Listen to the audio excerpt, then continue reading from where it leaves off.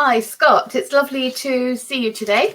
And thank you very much agreeing to be at GESS on our virtual program and to do this fireside chat with me. For people who don't know who I am, because I'm not normally doing the chats, I'm Brenda Greenhill and I'm the program director for GESS Dubai. So we're going to be talking mainly about the fireside chat topics, but obviously, as people know, or hopefully know, you've got a keynote talk with us as well on the virtual program on the 24th of March at UAE time at 1 o'clock. So we're all looking forward to that.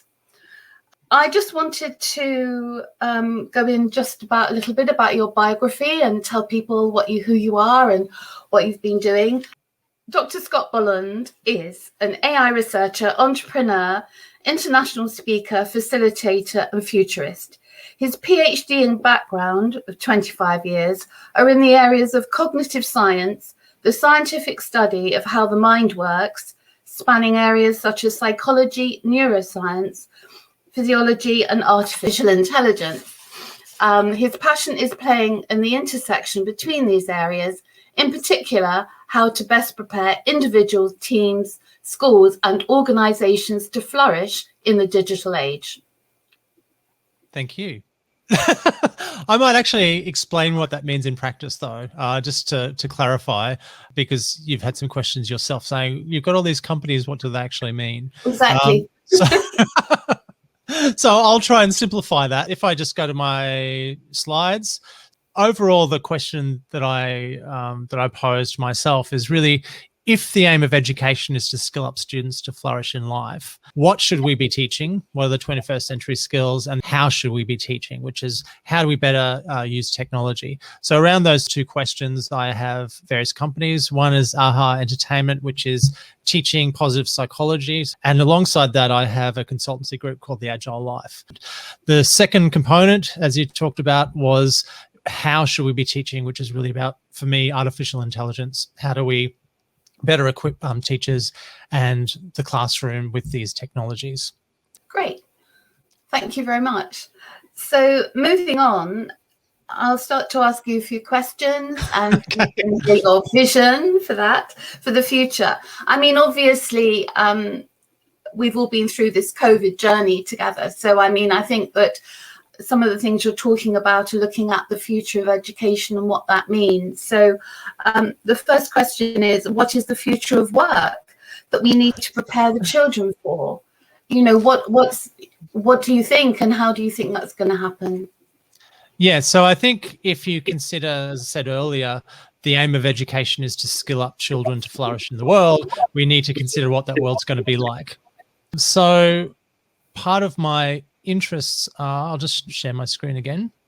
Just going back to the previous year was actually quite interesting what happened and how that, in some sense, informs us about what the world's going to be like in future.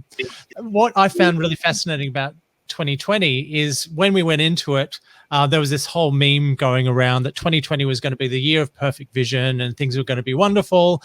But what actually happened in practice was there was this expectation that 2020, to the optimists such as myself, was going to be the perfect year, the perfect vision of the future. But the reality was something more like this, that, you know, it's not just a dumpster, it's a dumpster that's on fire, and the dumpster on fire in a flood. So it's kind of this complexity around the reality was quite intense. But upon reflecting about that year, I guess I kind of changed my mind. I think we were right in some sense saying that 2020 was the year of perfect vision. And maybe the future isn't all rainbows and lollipops. Maybe the world of the future is more like this, is more chaotic, as what they call VUCA, so volatile, uncertain, complex, and ambiguous. Maybe this is the future, and maybe this is the future we need to better be preparing our students for. And it's actually interesting that COVID was the first time that we really experienced this exponential change. So where I was working, we only really heard of it hitting, Australia, and then within a week, all the capital cities had shut down and we're all working from home. It was that rapid that it sort of took hold. But it's not the last time that we're going to see exponential change. It is all around us. So the world is actually increasing in complexity and change over time. This was COVID-19, which was exponential, but we've got, world population that's exponential. We have, impact of, I guess, manufacturing, like on the CO2, which is exponential. We have technology that's exponential. So all of these changes might seem gradual, but like COVID-19, particularly with technology, we're going to see these incredible changes in the near future, and preparing for these changes is really important.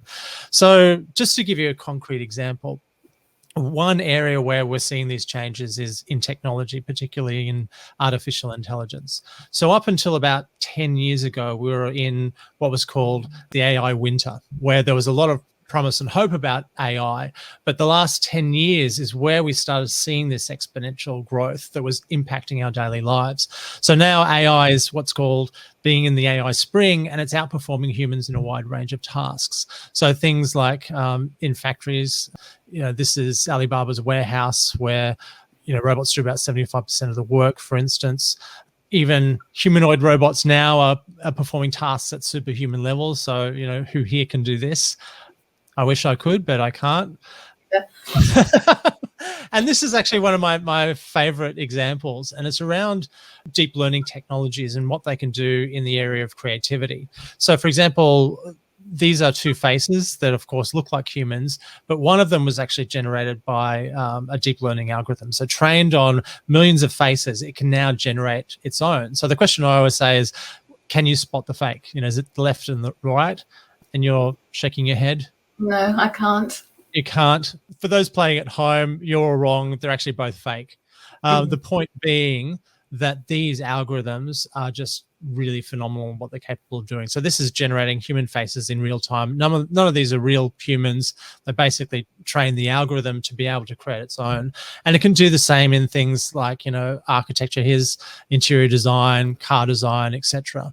So just the ability of these systems in the past few years to start doing these tasks that we thought were impossible around human creativity.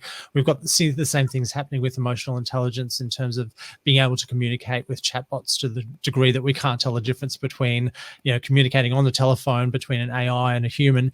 It's this level of change, rapid change. But if you consider it being exponential, these changes are just going to get faster and faster and faster. So when we think about the future and where things are heading, one of the factors is what is the direction that we're heading. A lot of it has to do with company viability. So a lot of companies are basically, if they can replace a human with a machine that's faster, more effective, more efficient, they will. And the current trend of things like, about 100 million jobs will be lost to automation by 2030 is one of the predictions. So nearly 1 billion jobs in 10 years' time will be replaced, by these machines. People will argue that we can just retrain these people, whereas it's much harder in practice to do. So far, we've only had a 0 to 15% success rate of retraining some of these people. For example, if you're a truck driver, you don't really want to do an IT degree when you're competing against 20-year-olds who love IT, for instance. It's kind of a really difficult thing to be doing. And again, some of the predictions based on studies from the top AI experts are saying things like within 45 years, there's a 50% chance that all jobs will be replaceable. So in our near future, if we're trying to skill up children for this future, all we can really say is our future is VUCA, that it's volatile, uncertain, complex, and ambiguous. And part of, if we're training up ourselves and our children to flourish in this environment, again, what is the skill set for dealing with this complexity and this ambiguity? I think that's one of the most important skills that we need to be focusing on. Okay. I mean, I think that is one of the questions, isn't it? What is the world going to look like? And it's going to be very interesting to see what actually develops, what the future does hold for us all. So with that in mind, what do you think is the most important skill then that, we should need to be teaching, and how do we prepare for a future when it is uncertain, as you say? So what have you got in mind for that? So what I'd like people to come away from this interview is just thinking about one thing that we could focus on. If there was one piece of advice I would give to parents, to teachers, to educators about what the most important skill we need to develop would be, my answer would be learning how to navigate complex challenges, because most important challenges that we face are actually complex. And the word complex itself is a bit loaded. So I want to describe that first. And hopefully by the end of my definition, people will say, yeah, everything's complex. We need to focus on that. So just coming back to one of the models of decision making, I think is really important to understand. And this is the Cynefin framework by Dave Snowden. And it's really that everybody needs to solve problems or make decisions, every day. And there's different kinds of problems that we're facing. And knowing what kind of problem it is gives us some sort of insight on how we should be solving them. So, for example, we have simple problems. So simple problems are problems you don't need to think about. The solution just pops into your mind. So, for example, if you're running out of petrol, what do? You take your car to the petrol station. It's simple. You're walking into a dark room. What do? You turn on the light. So these solutions are obvious and they just pop into your mind. It's subconscious. You don't need to think about it. We do need to train people who've never experienced those problems before, but it is a very sort of simple cause and effect kind of thing. Yeah. And the next class of problems are what they call complicated. So complicated are problems you do need to think through. The solution just doesn't pop into mind. There's some sort of analysis that's required and some sort of expertise that's required. And we see this in the school system. So, for example, in maths, in science, you need to basically do some sort of analysis, and the solution is in the back of the book. But there is a good solution that exists if you do the analysis. So there's a lot of real world tasks that are like this, particularly around engineering. So if you're building a bridge, you can do an analysis. You kind of know if the bridge is going to work or not from the design that you've come up with. The world itself is predictable enough that you can think it through. You can analyze your way forward. Mm-hmm. So the next quadrant here is called complex. And as I said, I'd like to describe what complex actually means in this definition, because it is quite different from what people think about. When I say complex, you probably think, Ron, of all these moving parts, and you just, it's messy. Yeah. Whereas complex problems by this definition are any sort of problem where you can't think your way through. The world itself is too unpredictable. So your world model, your world understanding of the problem doesn't match reality. You can't think your way forward. So complex problems can be basically anything. I'll come back to that in a second. But the next class is chaos, where there aren't any, you don't have time to think through solutions. Whereas complex problems, you do have time to explore. How you get around complex problems is what they say safe to fail experimentation. It is about trial and error. It is about experimenting in the real world. Just some examples of what complex tasks are things like making friends. I can't go into a room full of people and based on what I see, make a prediction of who's going to be my best friend for the rest of my life. It doesn't work that way. Friends are something that emerges over time through interactions, through conversation. So it's not something that you can think your way forward, but you basically explore your way forward. So something like friendship is a complex problem, even though there's only like two components, which is you and the other person, right? It's not all these, right? But other things like dealing with bullies, I can't give you a manual on how to deal with bullies that's going to work 100% of the time. It's about the environment. It's about how you're playing with the environment. The only way that a lot of these times is to basically explore different solutions and see what the world has to offer. Marriage is another one. In the Western world, about 2/3 of marriages end in divorce. So the idea is that we all think we should be experts at marriage, at relationships. We're not. There is no rule book that's going to help you in this situation. You can't predict or think your way forward. Every day is a new experiment. Same with, rearing children. All of these sort of relationships are complex, but that's what life is about. It's about relationships. It's about meaning and purpose. It's about, all of these things that are complex in nature. Even small business. It's things like, well, I can't predict what the competitors are going to do. I don't know what my price point should be. I don't exactly know what my channels to market are from the beginning. Again, these things are things that will evolve over time. So, I do a lot of coaching with business leaders, and I had one recently who spent the night trying to come up with the perfect business model. And I just said, you're just kidding yourself. You cannot do that in one night. You have a year to explore all these different options, and that's an enjoyable process. You don't need to have these solutions now. Sending a Tesla in space is a more complicated example, but of course they didn't get it right the first time. Lots of mistakes were going to be made, but that's the reality. That's the nature of the world. And things like AI taking our jobs, I can't crystal ball the future. I can't tell you what the jobs of the future are going to be. Again, all of these issues, as I said, are complex in nature, starting out with simple things like friendship. So coming back to this issue of what I think is really important in education, if there was one thing that I think is worth focusing on, it is how you solve complex challenges. And just to give you a metaphor of how you can solve these challenges, to rethink the way of approaching these sorts of challenges, is just to think about how ants can do it. So ants have this issue that they don't know in advance where the food is. Right.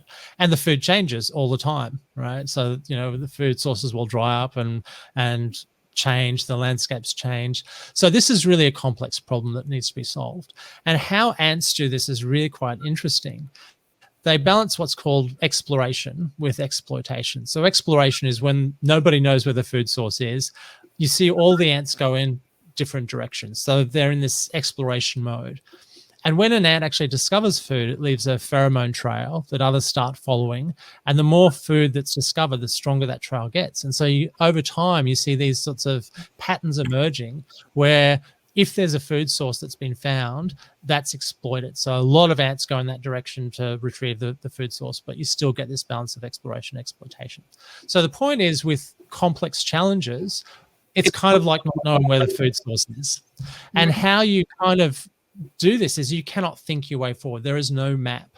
You need to basically explore your way forward in the same way that an ant colony does. You need to balance exploration, so creativity, coming up with new ideas, what might work, with exploitation, which is what is currently working, and find out through experimentation what the world actually has to offer. So if that's the skill that I think is really, really important, as I said, it relates to friends, it relates to starting up a business, it relates to what you do with your finances. It is that the world is unpredictable in most of our interactions, and how you navigate these sort of complex problems is really important. Excellent. I think you're right. I mean, some of these things, particularly say bullying in schools, has been an issue everywhere. And I was reading an article yesterday, and it's funny that it's part of your presentation, because I think that's something that everyone would like to find a solution for. But obviously, no two people are the same, no situation is the same. You can just go on, can't you? And it's sort of a collaboration, I suppose, for people to come up with things to try. It's really interesting. And just to come back to that point, this is sort of the core competency of resilience as well. So everybody sort of talks about resilience. How do you become resilient? How do I become resilient to bullies? It's if you have that all or nothing thinking, that's brittle. That's not resilient. It's when you become flexible in your mind, able to think through all of these different solutions, is when you become more resilient as an individual, as a team, as an organization. Yeah, developing strategies that work in different scenarios with strategies, I guess, is the solution. Yeah. Okay. And so while we're sort of going through questions about all of this, so what do you think that teachers can do then? I mean, how is it in the classroom? How can we get outcomes so that children are better prepared for the future? So just in terms of teaching these skills, it is something that there's a lot of paradigms that you can start looking at as a teacher. So, for example, we have design thinking, agile, coaching, and different methodologies that go into this. But what I'd like to do is sort of step back and give you a couple of practical examples, just to with my own children, how I help them sort of navigate their complex problems and what sort of techniques we use. So what I do with coaching with my company, The Agile Life, we've basically got this framework that's mirrors a lot of other sort of coaching methodologies, but it's something that anyone can use really easily. And it's just basically reminding yourself that it is an exploration. It is a set of discoveries. And what are those discoveries? Well, the first thing you need is a vision. So what does good look like? And again, that's a discovery that's going to emerge over time. And once you have this idea of where you want to head, you need to understand where your current reality is. So current reality is, where are you now? What are your strengths? What are the things that you're good at? But also, what are your gaps? What do you need to, what's the difference between your current reality and your vision that you need to be addressed? But it comes from a place of strength. So how do you use your strength to basically bridge these gaps? And then, of course, you need this brainstorming of options, which is really, if you think about the ant colony, it's thousands of ants going in different directions, exploring different options. And through brainstorming, you are, if you think of each ant as being like a minute of time, you are exploring lots of different options. And then over time, you'll converge into, a range of solutions that are worth trying. And then it is about experimenting and evaluating. But key to all of these are relationships. So who can help you? Who can help you understand what a good vision would be like? So for example, if you're worried about marriage, for instance, who could help you actually unpack what a good marriage is? Or a good team, or for example, positive psychology is the whole science of human flourishing, and they have these models of what a good life looks like. And once you can tap into some of these models, it gives you an idea. As I said, tapping into the right people that have this knowledge is very useful. It can help you guide you what a good vision will look like. It can help unpack what your current reality is. People can help you brainstorm options, hold you accountable, etc. So it's really about who you hang out with as well. That's really important to this. So just to think through a practical example of this, I'd just like to give you a couple of examples of how we can apply this. So this is my son, Nicholas, who was given the challenge of setting up a stall in the school fete when he was 8 years old. So as an 8-year-old, you can imagine, well, they couldn't really achieve much. But just this framework is really interesting what an 8-year-old can actually accomplish. So his aspirational vision, if you start with that, is just 3 things. I want to make money. I want to make a difference, maybe, make somebody's world a little better from my store, away, and have fun. So that was kind of, when you start with a vision, the first pass will be sort of broad and fuzzy, and that's okay, because it's a discovery that will evolve over time. And so we basically went into the current reality is, okay, as an 8-year-old, what skills do you have? What are the things you love doing that we could turn into a stall? So just brainstorming all of these sort of options. He's very creative and he loves to make things. He was going through a phase of doing origami, for instance. So I thought, okay, well, how can we create a stall around origami? So one of the options, again, multiple options. One of them was to say, well, why don't we build origami packs to sell to other kids? Because I love origami. Everyone else is going to love origami. We'll make a fortune.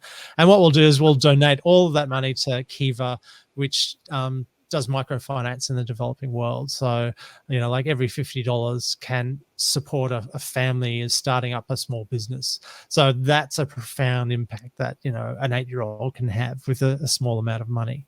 So of course, this is kind of steps 1, steps 2. And then of course we experimented and evaluated. And interestingly enough, no origami packs were sold at all. So it was kind of, the store was in this low traffic area. So this is kind of, where your expectations meet reality. And that's the whole point of this design thinking sort of approach, that you need to find out what the world has to offer. And in this particular context, the store was in a low traffic area. Nobody was going by. No origami packs were sold because the kids just weren't interested. They wanted to go on all the rides and that sort of stuff. So then stepping back and thinking about what are the opportunities. It is about iterating. It is about prototyping. It is about exploring, understanding what's on offer. Then we sort of say, well, rather than selling origami packs to children, could we sell origami classes to the parents? something to do while they're sitting around, because what's been happening is the parents are just sitting around bored while the kids are all having the fun. Is that a different, target market? Yeah. So again, iterating this opportunity, we started selling, well, Nick started teaching parents how to make origami, which solved the problem of their boredom. And we made, enough money from that little stall to have a profound impact on 3 families. And again, that through Kiva, that gets repaid, and you've just invested into more and more and more families. So the point here is, even an 8-year-old just doing these sort of design thinking challenges where he can't look up a solution. He can't think it through. It's about exploring in the real world, what's possible. And these are the sorts of tasks we can give our children.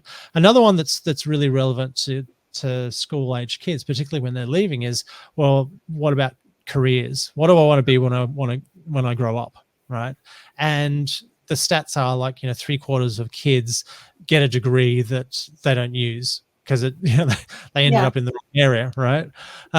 Again, that's an issue with education. I think I know what I want to do. So here's my daughter who's 18 that's going through that same issue. And it's like, well, what can I do? It's this unsolved problem. I don't know. I can't think of my way forward. I can't read it in a book. So again, we start with aspirational vision. Well, what does good look like? Well, I want to make money. I want to have joy in my job. It's pretty easy. And have engagement, something that I'm good at. So again, when you start brainstorming these issues, you can do sort of, brainstorming exercises, saying, what brings you joy? And she just did this map of all the things that brought her joy at this point in time. Like, she's an amazing singer and performer. She loves retail and getting dressed up. She also likes makeup at this point in time.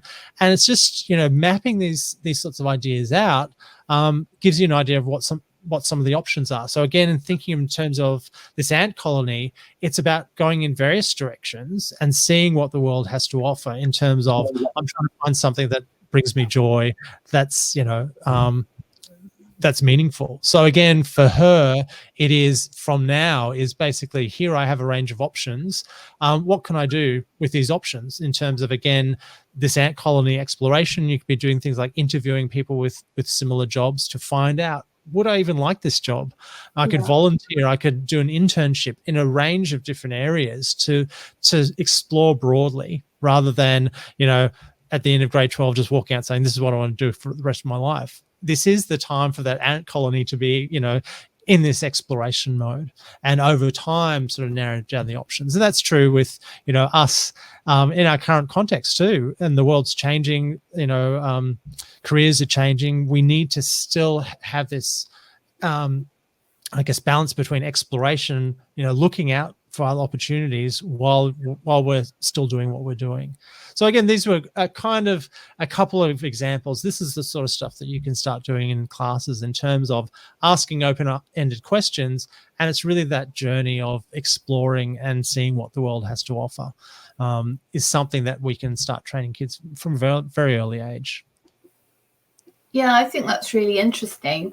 And it's really relevant, isn't it, to where we find ourselves now, when we're looking at how people are going to retrain if they find themselves being unemployed. And it's really how you have foundations, you understand how to look at all the things you enjoy that you're good at, that you might be able to develop a second career, or maybe do the one that you're currently in part-time and have a second career for additional income, or how you can actually look at that. And I've seen a few other talks where speakers have been advocating the fact that you're not just a one-trick pony, really, that you can actually have different facets to your life, and it might be essential to do so if you suddenly find yourself as another victim from a different type of COVID reaction in terms of employment, job security, and those kind of things. It has to come from education, though, doesn't it? You need to be empowered. Very much. Yeah, very much. Absolutely. So really, I think a lot of people used to talk about soft skills, and I think we discussed this the other day, that now it's life skills, really. So it's fundamental, isn't it, of having those things in your education from your teachers, really, and helping perhaps look at how the curriculums are working to encompass all of these things to enrich students' enjoyment of their education now. Yeah, so I'll be talking more about that that point during my talk. So this talk was more focusing on one element, but for me, this is sort of an overarching meta competence, I guess, that applies to all of these sorts of emotional intelligence competencies, how you learn them along the way. Yep. Well, hopefully it will encourage everyone to sign in and come in and watch your keynote talk. It's going to be fantastic. I think that's been really comprehensive actually today, and it's so lovely to hear you talk and be so passionate about everything that you're doing. And we look forward to the keynote in a couple of weeks. And I think that's basically all we've got to say today. We've run out of time. So it's been really enjoyable, Scott. And thank you again for taking part. And we really look forward to hearing you again in a couple of weeks and keeping in touch. You know, I'm sure you'll be part of our education news portal and keep us up to date with new ideas and thinking.